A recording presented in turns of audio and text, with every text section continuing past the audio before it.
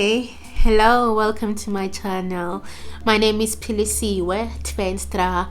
I'm a writer and I read sometimes. And this time around, I read this one. Let's do a very close up of this beautiful, gorgeous, beautiful cover just for you.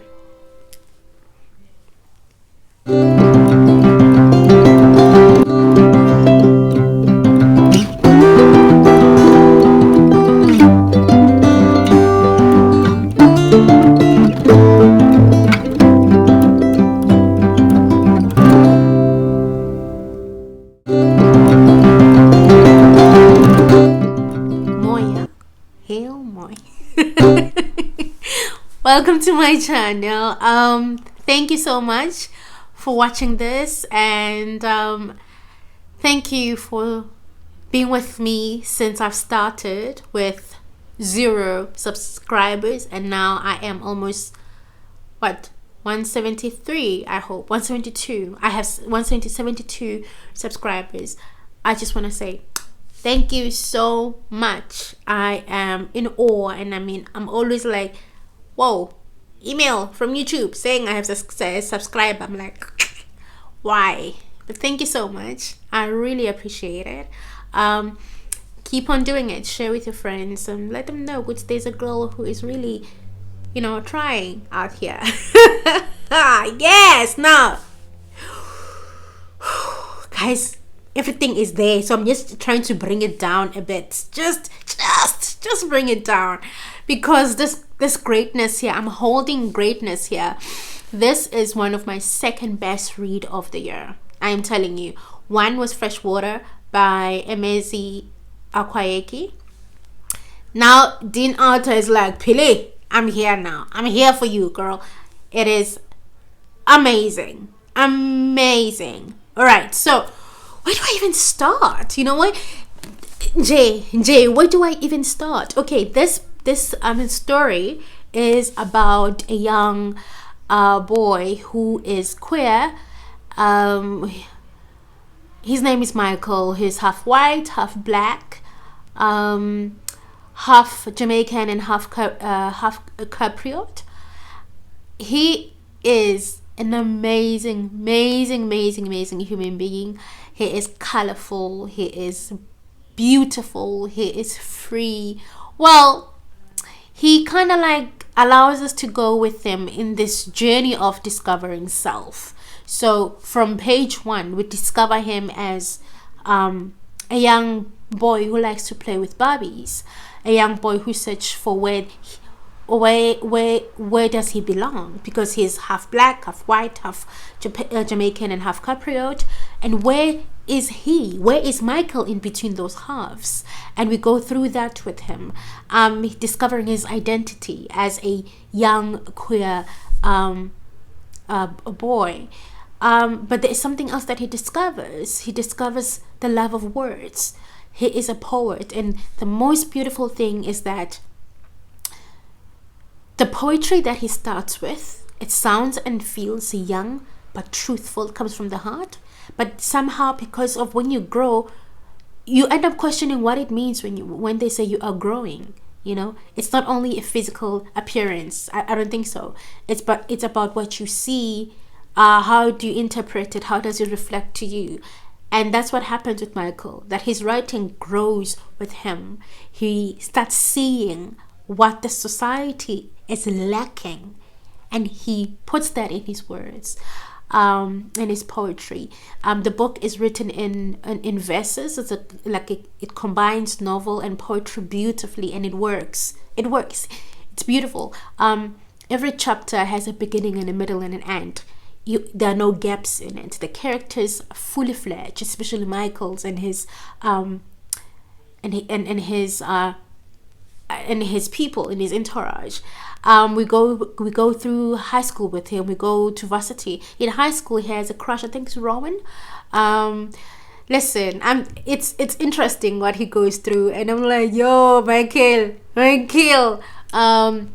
And he goes through bullying as well because of his queer. And in university, that's when he becomes, flamingo. He becomes this free, beautiful, pink, colorful bird. And he has his wings now. In university, he loses his virginity in his own terms. Yes. And he finds this group of beautiful drag performers, and he finds a home there, and he learns or discovers again how to express himself, and he becomes the Black Flamingo. His drag persona is Black Flamingo. And then he's a bird. He flies and he grabs attention, and it's a beautiful, beautiful novel. Oh my goodness. I just wish it didn't end, I want to continue with Michael. I want to continue with him. I want to see him in a workspace. I want him to grow. I want him to see him in getting old. How is it's like, it makes me think of Claudette, the novel series. This could be just become a beautiful series. It needs to continue. I am so in love with it. When I finished reading it, I think in 2 days, I was so emotional. I could not even I was beside myself. My emotions were, everywhere. I was grateful to be in this moment, to be in this time. Oh Lord. Why am I emotional? To be in this time, to read books like this, because when you think about it, there are many people that feel alone because they are not represented in a good way. They're not represented in a right way, in a human way. And to have books like this now in 2020, in 2019, and to think back that in the 90s there was such books never existed. These stories they were never told. I've always, when I came in this industry of wanting to tell stories, I've always said I want to tell untold stories. And somehow that became a redundant thing to say. But you don't realize that there are so many untold stories that deserve their position in this society, that deserve its place, their rightful place. And Dean Atta has done that. I just don't know how it's what I said also about Akwaeke Emezi, how it is to see a gap and know how to fit it, how to fill it in. And there is a gap, there's a huge gap. And Dean Atta has just fill it in with this beautiful, beautiful book. I'm happy for 11-year-olds. I'm grateful for Dean Atta for gifting 11-year-olds who are queer, 9-year-olds who are queer, 16-year-olds who are queer, 21-year-olds who are queer, 35-year-olds who are queer, 72-year-olds who are queer, and to gift us with this book. An 11-year-old can read this, and to a 70-year-old can read this, because there